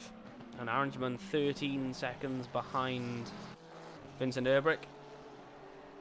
Obviously he can push now with all his might, everything he's got on the new tyres, but even then it's such a big ask for him. Such a big ask. Another driver that's been running pretty well, Anderson in the Porsche, did start a bit higher. Well, he might not have started higher than P9, but in this, he's sort of mid-pack in what we've got left. So, running nicely. We're just going to jump on with some drivers we haven't been on with yet, or at all. We're going to jump on with Lucian Zamfirescu. And behind him is Parnell, but not on. That's only on track. It's not necessarily for position. Zamfirescu is a couple of laps down, and there you go. He lets past Peter Parnell, being nice and respectful, which is again what we want to see here in PCDC. So it's all about having fun, being respectful, and that then brings great racing, which we've seen for the first 45 minutes of this. Yeah, probably some of the best racing I've seen for a while between those three. And when it did all kick off, it kicked off, didn't it? But I fear now we do have a bit of a stalemate going on. Definitely got a bit of a dry patch in the race. Unfortunately, the closest gap is for P4 between Rojovic and Daniels, and I do think that battle towards the end, if Domi can close in, will be the only battle we're going to get for the top positions at least. Vincent Erbrick looks like he's got Arensman in. He's got him covered, I think. But yeah, Lucian Zamfirescu, even though he's a couple of laps down, he's still out there, still going. It's all on experience, all learning, so why not stay out there? And Ryan Daniels has pitted. No, he hasn't. He's shunted, hasn't he? We're going to have to go back for a 30-second pit stop replay, because I don't know how long ago it was, but I've just noticed it. No, we missed it. He's hit the yellow curb. So we're going to have 30 seconds of watching him in the pits now, and that is horrid luck for Ryan Daniels. His first race in the McLaren was going so well for him in P4. He's going to be disappointed with that. But he did tell me before the race he was going to hit the curb and make sure I caught it, but I didn't quite catch it. I caught you hitting the wall, or coming off the wall from where you just got hit, but yeah, so he is either going to fix his car or just retire. I don't know which one he's going to go for. But yeah, that's spiced things up, I think, for P4 now, has it? Domi is now P5, so Domi going quietly about his business, as he does, in the most Domi way possible. And there you go. Ryan Daniels, is he going to come back out the pits? I don't know. Let's see if he is. It doesn't look like he is yet. And also behind him, Van Laar. That's two very sad looking McLarens there. Unfortunately. Oh, there's one though. Nice and shiny. Off it goes. Van Laar's going to keep going. P10. In the 666. And Raz Daniels is also going to get himself back out into the race, which is always what you want to see. Can he get back after Van Laar? And Parnell just... Yeah, so he's not going to... I don't think Ryan Daniels is going to threaten these guys. But we're going to jump now to Robert Yandillon. He's nice and close now to Domi Person. We're going to go on board for this one. In the McLaren.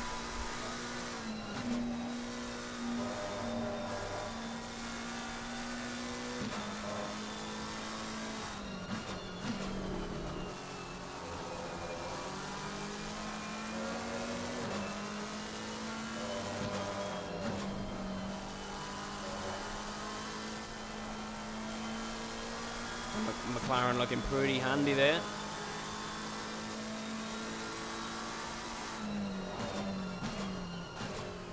And he sent it up the inside. He caught me having a drink of water then as well.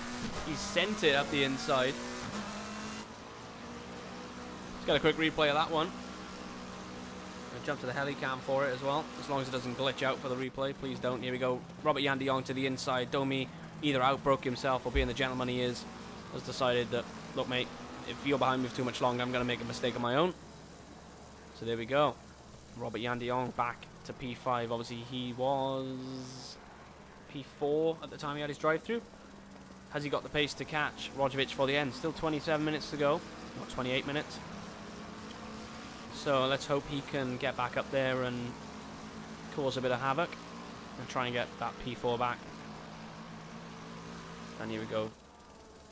Simon Voserick, the sort of silent assassin in this race. He's just been thereabouts. You know, he dropped down to P5 early on, but it comes back to you in the end. And there he is in his trusty Ferrari. Me and Voserick have been pretty close on track for quite a few races this season, so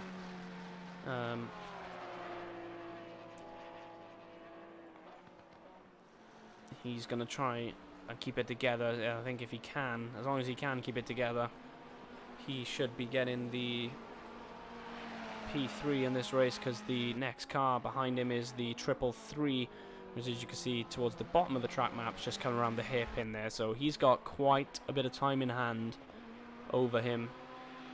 He just needs to keep it clean, keep it on the road, and he should be in with a shot of a podium. Not in with a shot, but he will be getting a podium, so always good to see. And Aronsman is slowly chipping away, but at this rate, definitely not going to catch. Definitely not going to catch Vincent Airbrick, at least. But Domi Person, P6, Robert Jan de Jong P5. So 6 seconds between Robert Jan de Jong and Rojovic. That's going to be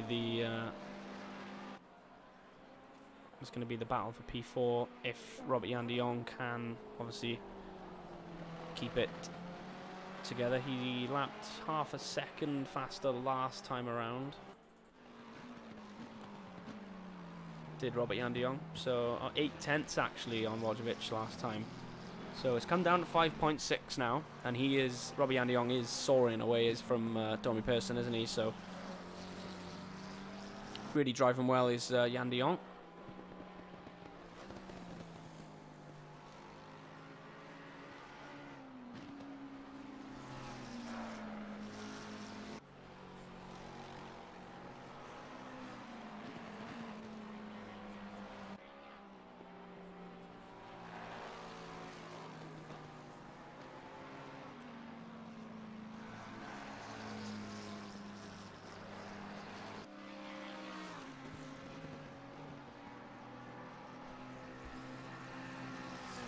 Yeah, just listening to the McLaren there. Always nice sounding machine. But there you go, just in the distance there, you can see Rojovic not too far ahead.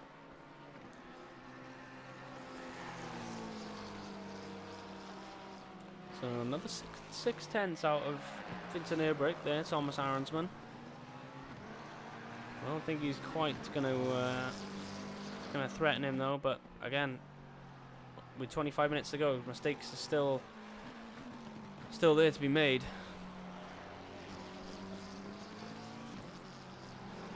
And this race, as expected for now, has sort of just petered out a little bit, and we're just waiting for something to happen. I'll keep an eye on the dial at times, but if there is anybody you would like to jump on with, just let me know in the chat, and we will jump on with them for a lap or two, or any car you want to go on board with.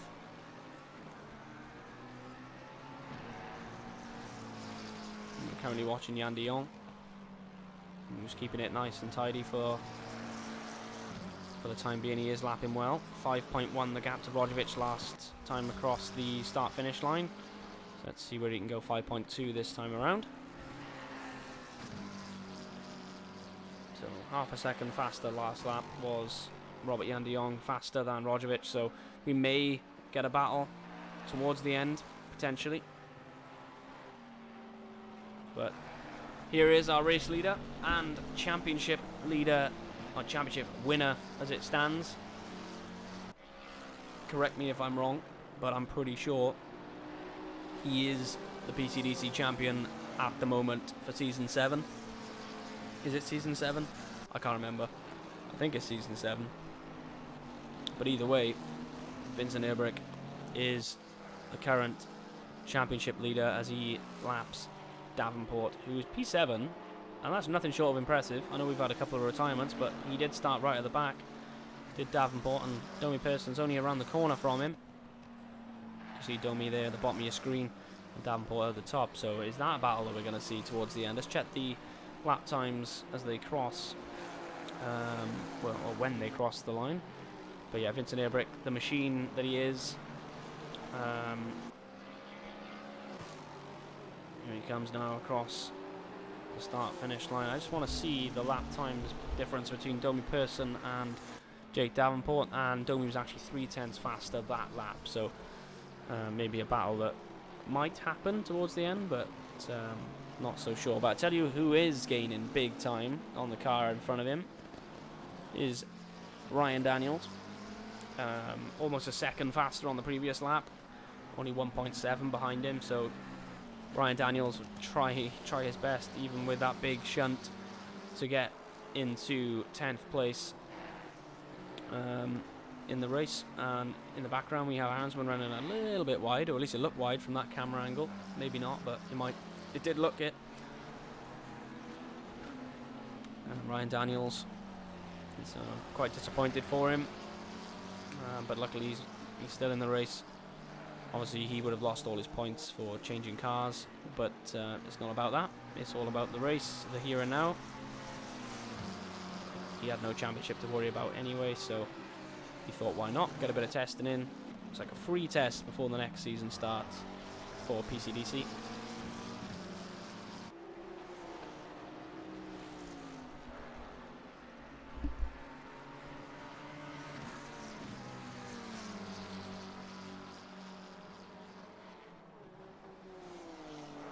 So we've got the two McLarens. They will. It looks like Ryan Daniels is going to catch him at some point. In the background, Arnsman, so they will have to move out of the way for Thomas Arnsman. Domi Person has started to come back ever so slightly at Robert Jan de Jong, but I think Jan de Jong has made a mistake, because he's also dropped back from Roglic as well. That gap's now 5.4. 1:44.9 from Jan de Jong last tour round. 1:44.5 for Roglic and 1:44.3 for Domi. So yeah, that battle isn't, or those gaps aren't coming down. Davenport 3.7 behind Domi as well. So unfortunately everyone's a little bit spread out at the moment, which is a shame, but it would have been so different, I think, if Lawrence didn't pick up that penalty. I think it would have been so much different.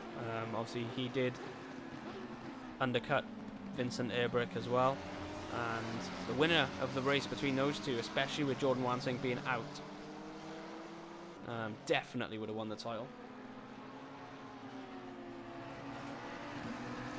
But things still could take a turn, because if Erbrick makes a mistake now and for whatever reason doesn't finish, I'm pretty sure Roglic would be the PCDC champion.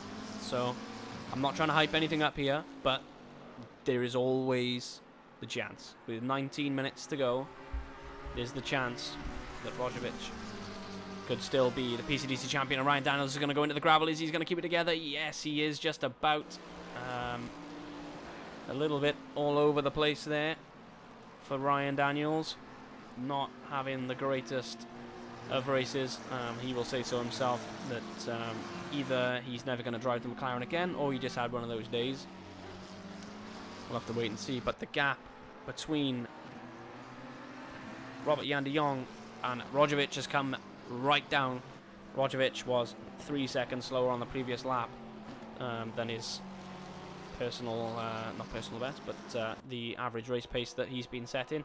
And also Davenport as well is a lot closer to Domi Person now. Domi Person 1:45.4 last time around, so he's made a mistake as well, and he's had to let Vincent Ebrick through as well. So here we go. We do have some battles then, potentially brewing up for the final quarter of an hour. Thereabouts. Jake Davenport in the Bentley.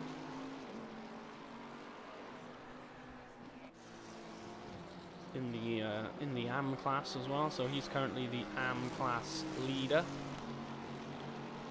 But Rozovic is the Pro-Am Championship leader anyway, as far as I'm aware. Yes, he is. He is the Pro-Am leader. Well, of course he is, because he's second in the championship. So, and the AM leader isn't here today, Justin Dijkstra. So I think he's going to take that anyway. Yes, he will. Davenport obviously has changed car, so he doesn't have any points. We're going to hop to Ryan Daniels real quick, because he is very close, and he's actually got past Van Laar there. So Van Laar's made a mistake, I think, somewhere. Yeah, because he lost 2.3 seconds on that lap. So Ryan Daniels up to P10. We're going to jump straight back to Davenport and Domi Person. This is the next one that's developing. As Zanfarescu has got his right indicator on. Please don't go right. Davenport's thinking, because I'm here. So here we go then. Final 16 and a bit minutes of the season, and I believe any PCDC race in 2020, I'd imagine. I don't think we'll be restarting now until the new year. And oh, okay, so Snake Justin, you're not at home. You can't do anything about it yet. That kind of sucks, but it looks like you had the AM Championship wrapped up anyway. So enjoy whatever you're doing. And obviously come back next season. Yeah, Davenport's just dropped off a little bit from Domi.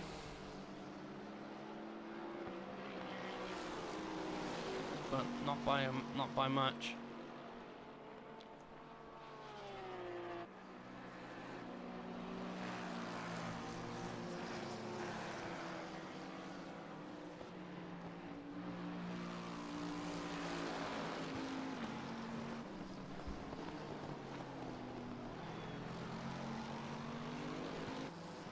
Jan de Jong also pretty close to Rozovic now, but as you can see there, Vincent Ebrick, our race leader, is about to lap P5. And that's just the golfing class here. Vincent Ebrick has had a solid race. He hasn't really put a foot wrong. He sat in behind Lawrence a couple of times earlier on in this race. If you are only joining us when this VOD goes live on YouTube, you do need to go back and watch the first 45 minutes of this race, because it was epic. I've got to say, those guys were really fighting it out. Such fine margins, but you could definitely see the ounce of respect there coming in. And here we go, Jake Davenport. We're going to go to a camera we haven't been to today in the Bentley. We're on the dash cam. And he is chasing the number 400 Lexus Domi Person. So Davenport looking to improve up to P6. The Bentley, monster of a car.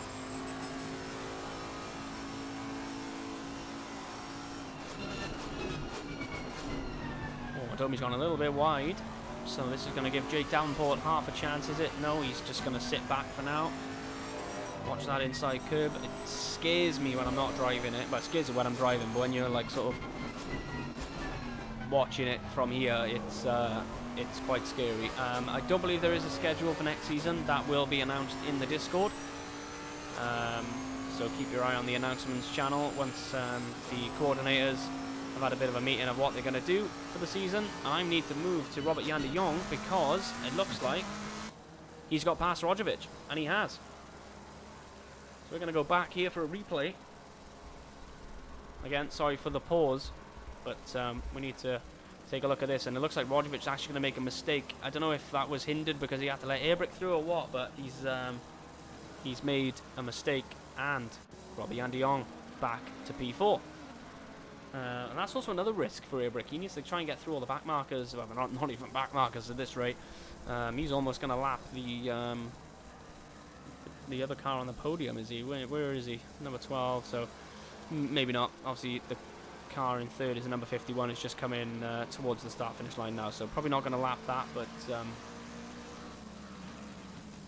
jump back to Davenport then, because he was very, very close to Domi Pearson, but I just seen in the distance that Robert Jan de Jong had got past, but yep, so you're going to be back next season in the Pro-Am. Yep, I think winning the AM class definitely deserves a promotion into Pro-Am, for sure. I'm guessing you're going to win it. I don't think any of the guys racing today can take that away from you. I could be wrong, so don't hold me to it. And yep, so yeah, Whip would be good to have you back in the league for sure. So we've had some battles over the courses of some seasons, or at least the season, I think it was 2 seasons ago. But Davenport now, 12 minutes to go. He doesn't want to force the issue too much because that's when you start making mistakes. But he's running nicely considering he started at the back of the grid. Did Jake Davenport.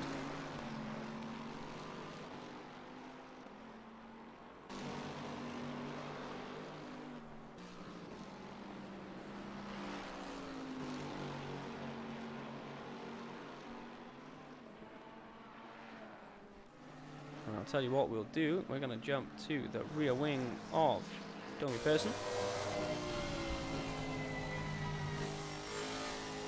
Listen to that.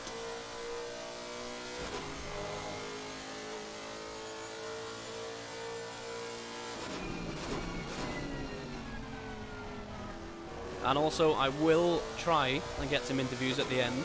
I don't know if I've set that up right in OBS. I probably haven't, but we will try. So we'll try and get a few drivers in for a quick chat at the end. Potentially Airbrick if he does bring it home and wins the championship. But it may not work. I should have tested it really, but with it being such short notice,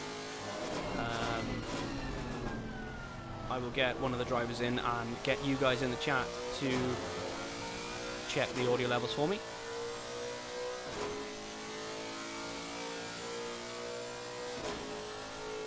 Yeah, so obviously don't worry about the running, the lap times. You know, get the practice in the week.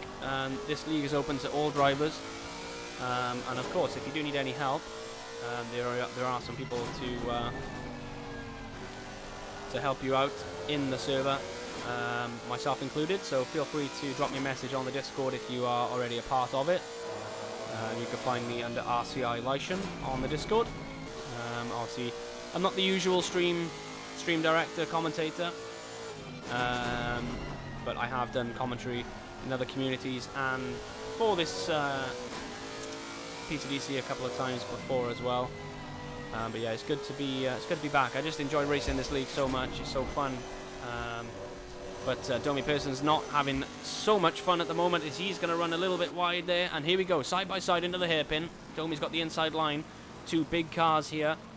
And Davenport's going to try and just drive around the outside of him there. But nicely done there from Domi Pearson to avoid losing the position for now at least. As we come down to the heavy braking zone for the right-hander. And Domi Pearson's got away with one there. He really has. He's got a little bit of room. But yeah, Davenport unable to capitalise, which is a shame for him. That could have been his chance. He's going to try and scare Domi Person into the final turn. But yeah, I'd like to echo what Whippy has said there. As long as you're safe, it doesn't matter how fast or slow you are, as long as you're not reckless and you understand a bit of race etiquette. You know, you're more than welcome. Obviously, we do have a penalty system, but we don't want people on it if we can avoid it, really.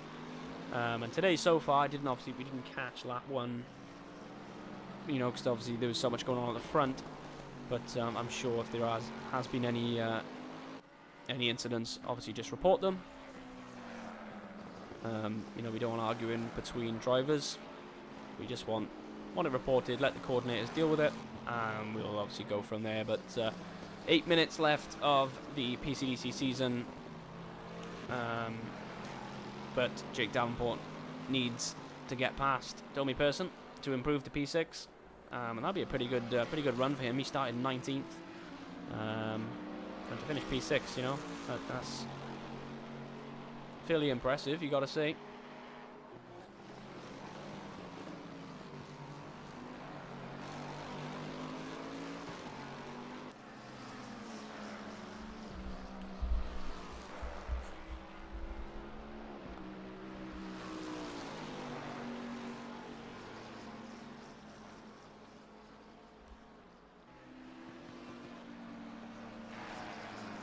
Oh, and here we go now.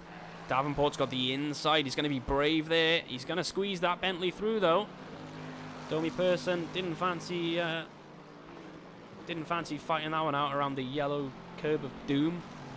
But Jake Davenport, he's promoted himself to P6.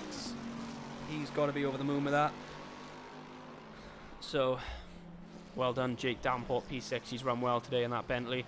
It's not over yet, though. He's still got 6 minutes to try and defend that position, or just pull away. But Domi's done so well this season. P7 in this race. Are we going to get any more action towards the end of this one? We're going to go for a lap with Darrell Hill in the Audi. He's 5 laps down, but he's still going, and I can only respect that. You know, a bit of practice never hurts anyone, and there's no better practice than jumping into a race, in my opinion. You know, you learn everything, the experience of it all. But here he is, Darrell Hill, in the Audi R8. Not an easy car to drive at the best of times, and he has spun. Is he going to get out of the way? Yes, he is. Unfortunately for him, but it's not the easiest car in the world to drive, but fair play to him. He is literally staying out of everybody's way, or he's decided to leave the room and he's just going to leave it there. But yeah, that's maybe a testament to how his day's gone. But there we go, he did literally let everybody past. What a gentleman. That's what we like to see. But we're going to hop back to the number 400, Domi Person. I don't think it's a done deal for Davenport just yet. Looks like Person maybe got a little bit late on the brakes. Yep, the Spin Hour has been called. Obviously that is the team name I race under, Spin Hour. But not racing tonight. I'm here in the enjoying the Twitch chat with you guys. It's been great fun for me, I've got to say. I do enjoy doing this. Obviously, I know Whippy sometimes jumps into some other races I commentate for RCI.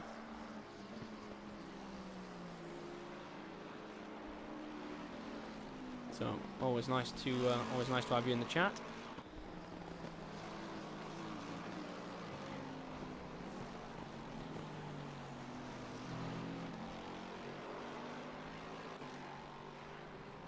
But it looks like this could be it in terms of battles. It looks like Davenport has just got it together now and pulling away from Domi Person. And yeah, we got 3 teams doing the RCI Enduro Tour. Yes, we do. I will probably be doing some of the commentary on those races. Not all of them, obviously, but I would like to try and get on there, and obviously keeping an eye on keeping an eye on the PCDC boys like I always do. Yeah, Davenport P6, Domi Pearson P7. I don't think Domi will be disappointed with that. He was P5 at one point, but obviously, oh, he's got a little bit, definitely gone a bit too deep there, so he's definitely going to lose time. But Parnell is catching. Oh, and Ryan Daniels has got a drive-through penalty for track limits, I'd imagine.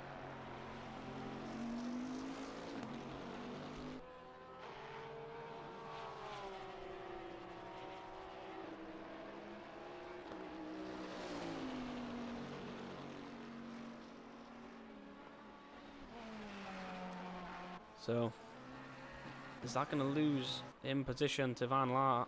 Yes, it is. Ryan Daniels not had the best day in his PCDC career, that's for sure.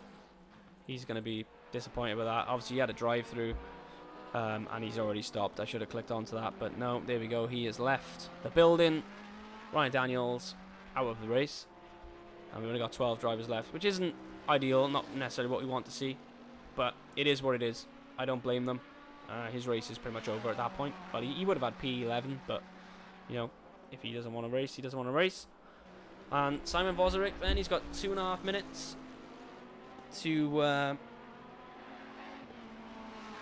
keep it facing the right way.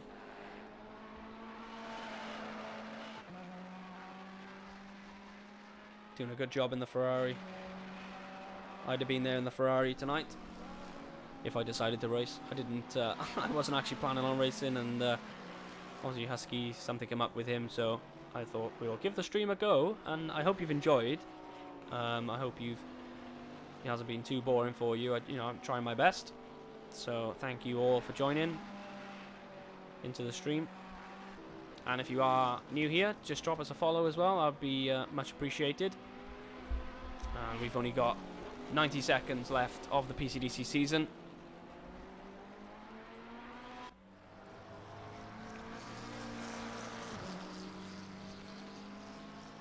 Oh, I tell you what is interesting though, Davenport now is catching Rojovic as well. Has Rojovic made a mistake? He did a 1:44.7 last time around, and a 1:43.4. So 1.3 second gain last time around for Davenport, which is interesting.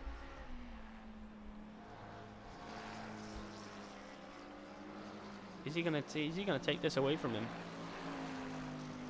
Jake Davenport potentially gonna try and move up to P5. That would be an insane drive from Davenport if he does pull this off. But the number 129 Bentley looking pretty nice too. The black and the grey with the Union Jack on the side. I gotta say, I approve of that.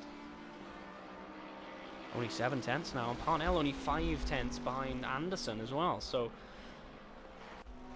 looks like we're going to get a bit of action towards the end, and Parnell is not going to wait until then. He's going to take it now. P8, he's taken it from Anderson, and he is going to promote himself to P8. But it's only right to take the final tour of the race with the, I'm going to say asterisk here because I don't know for sure, but Vincent Ebrick is going to be the PCDC champion.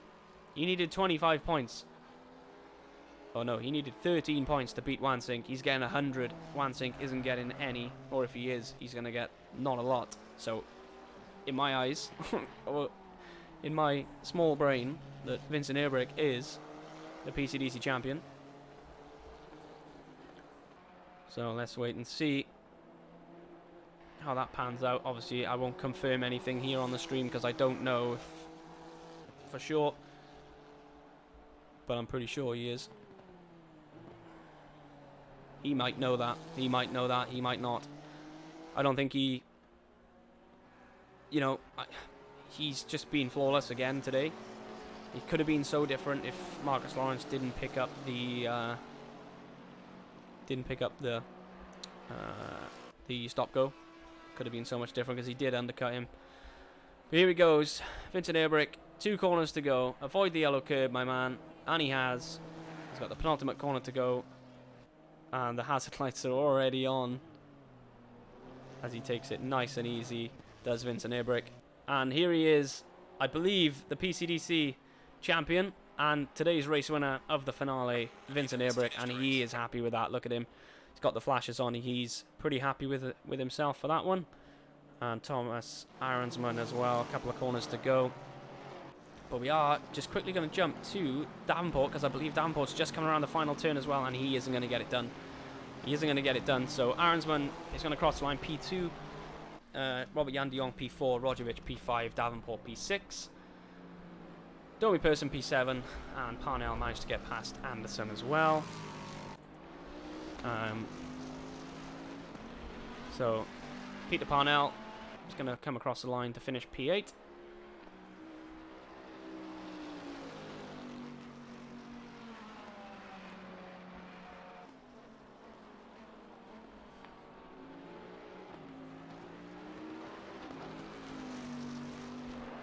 And thank you, Aerial Master, for the kind words. Appreciated. And Peter Parnell crossing the line now. And behind him, Simon Voserick in the Ferrari. And I believe Vincent is the PCDC champion. We will try and get him in. You just bear with me.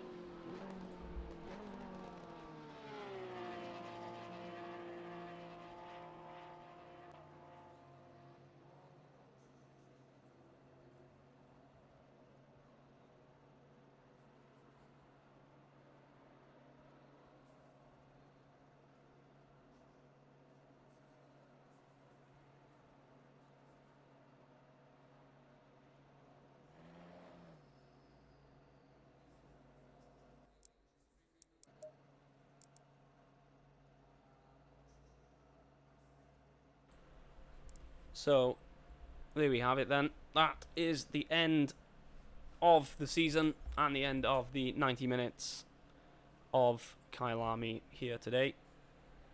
Vincent Ebrick taking the win, Thomas Aronsman P2 and Voserick P3.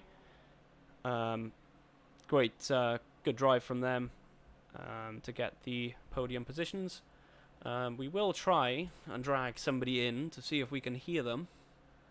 I don't know if this is going to work, so bear with me.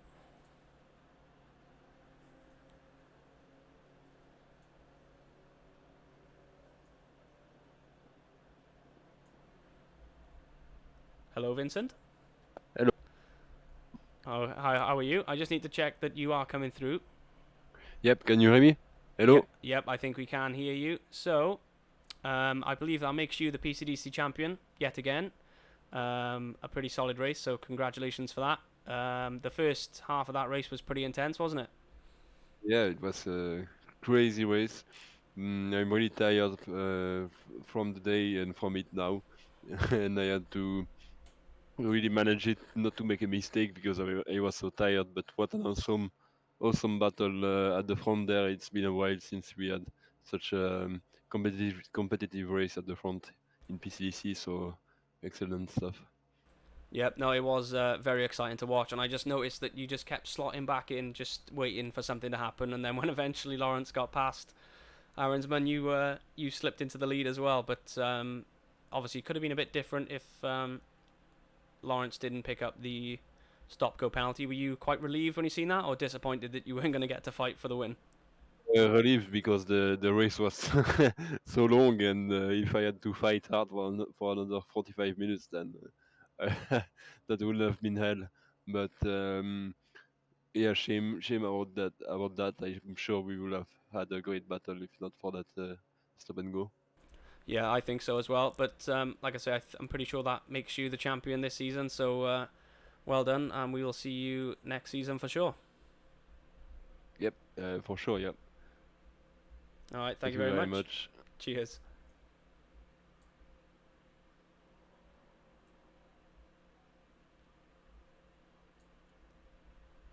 Hello, Domi. Hello, Josh. How are you? I'm doing all right. Good. How did that race go for you? Obviously, you did get quite high up into the order but obviously you did Yeah. fall back a little bit. But P7 though, you still got to be happy with that. I'm super happy. If you told me at the beginning of the race I was going to finish top 10 in front of some of the people that I finished in front of, I'd tell you I'd be proud. Yeah, exactly. So you did well. Obviously, unfortunately, Robert Yandiong just had a bit too much pace because I obviously picked up the drive through. So you probably got a little bit excited, thinking, oh, we might get a P4 here. But that was a solid race though, and the guys in the chat have said that you're probably one of the drivers of the year. You've definitely improved a lot. Is it just? Do you think it's just a bit more work gone in, or maybe the car, or how do you feel for the season?